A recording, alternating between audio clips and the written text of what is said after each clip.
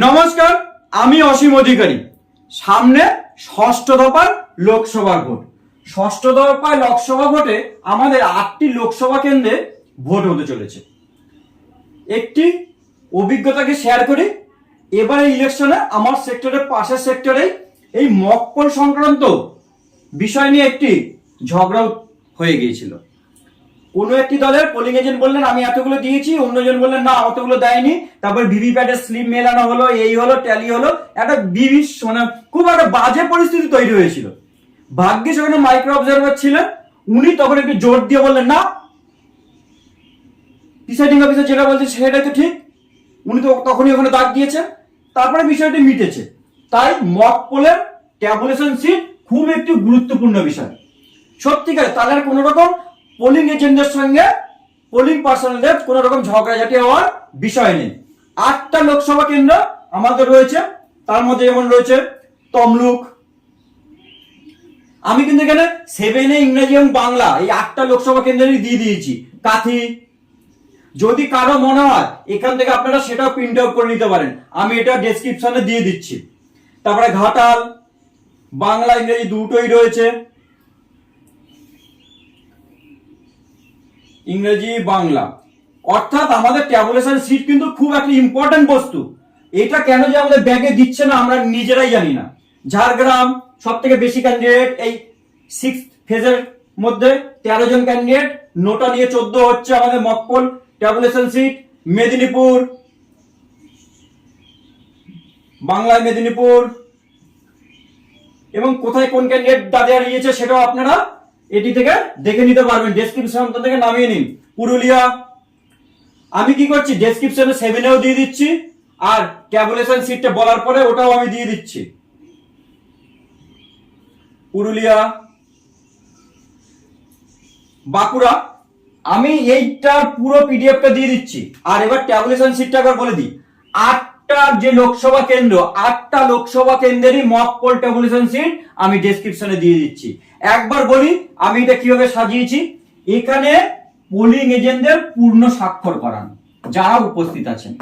অর্থাৎ ডান দিকে রয়েছে ক্যান্ডিডেটের নাম আর ক্যান্ডিডেট কোন দল থেকে দাঁড়িয়েছে ওনার নাম, সেই হিসাব করে পোলিং এজেন্টদের এখানে সই করিয়ে নিন এবং ওনাদের সামনে মক পোল করছেন, তখনই এই ট্যালি সিটটা সেই হিসাবে আপনি মার্ক করুন। তাহলে আর দ্বন্দ্ব হওয়ার কিছু নেই। আপনার মক পোল মিনিমাম 50টা দিক করে শেষ হলো।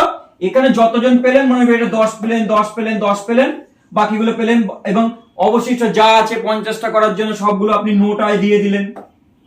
আপনি যেভাবে পাশে পারবেন করবেন। আমি প্রথম 5 জনের জন্য 15টা করে ঘর রেখেছি। তারপরে বেশিরভাগ ক্ষেত্রে দেখলাম নির্দল গুলোকে 5টা করে ঘর রেখেছি ট্যালি সিটে। কোন রকম অসুবিধা হওয়ার কথা নেই। 50টা মিনিমাম ভোট দিয়ে মকপল করতে হবে, তার ট্যাবুলেশন সিট। তমলুক, কাথি, ঘাটাল, ঝাড়গ্রামে সব থেকে বেশি ক্যান্ডিডেট, 13 জন ক্যান্ডিডেট, নোটা নিয়ে 14টা হয়েছে mock poll tabulation sheet. Medinipur, Purulia, Bankura, Bishnupur সব থেকে কম, এবারে 7 জন ক্যান্ডিডেট আছে যে 6 পেজে ভোট হচ্ছে। আর একটা আমি ব্ল্যাঙ্ক দিয়ে দিয়েছি, কারো যদি মনে হয় একটা ব্ল্যাঙ্ক প্রিন্ট আউট করে নিয়ে যাবে, নিয়ে যেতে পারবেন। তাহলে বিষয়টা কি দাঁড়ালো, 8টা লোকসভা কেন্দ্রের ট্যাবুলেশন সিট আমি দিয়ে দিয়েছি।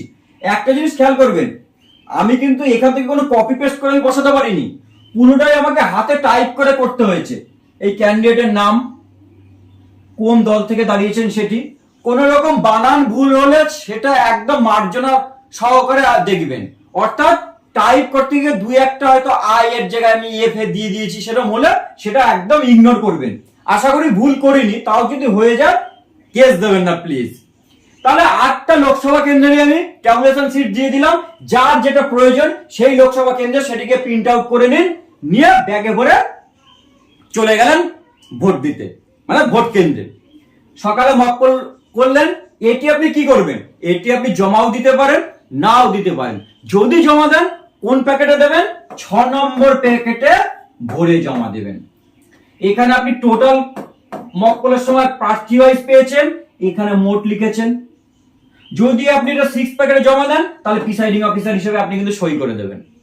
ঠিক, তাহলে যার যে লোকসভার জন্য ভোট নিতে যাচ্ছেন সেই হিসাব করে এটা প্রিন্ট আউট নিয়ে যান, কারণ এক একটা লোকসভা কেন্দ্রে 5টা 6টা বিধানসভা, ফলে অনেকের কাজে লেগে যাবে। কেন যে এটা ডিসিআরসি ডিসি ব্যাগে দেয় না আমিও জানি না, হয়তো পরের বার থেকে দেবে। ঠিক আছে, সবাই ভালো থাকবেন, সুস্থ থাকবেন, নমস্কার, ধন্যবাদ।